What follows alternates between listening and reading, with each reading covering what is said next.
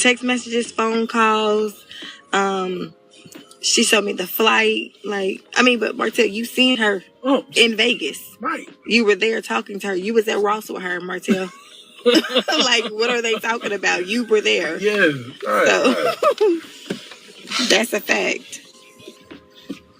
Friends, today we're diving into a story that has left viewers stunned and conversations buzzing across social media.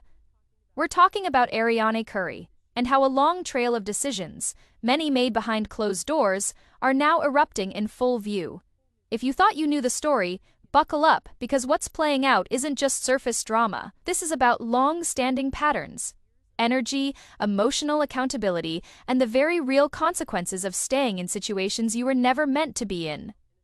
Let's be clear, Arionne didn't just stumble into chaos. She co-signed it.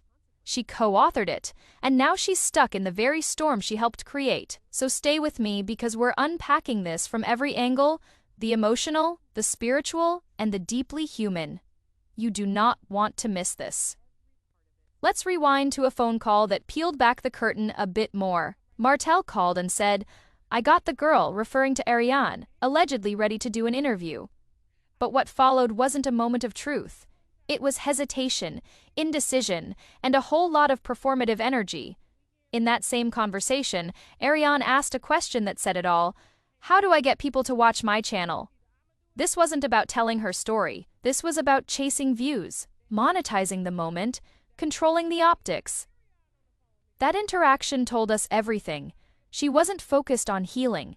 She was focused on attention. Not truth. Not growth. Just clout.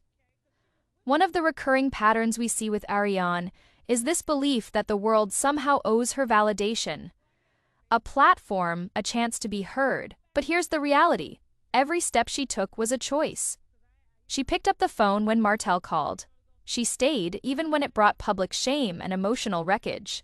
This isn't just heartbreak. This is what happens when you choose dysfunction and convince yourself it will eventually become love. Now, let's zoom out and look at the contrast, because it couldn't be more clear. Melody Shari made a decision, not just to walk away from betrayal, but to walk into her own healing. She chose clarity over chaos, peace over performance, dignity over drama. She didn't retaliate. She didn't play the game. She simply left and elevated, and that energy, you can feel it.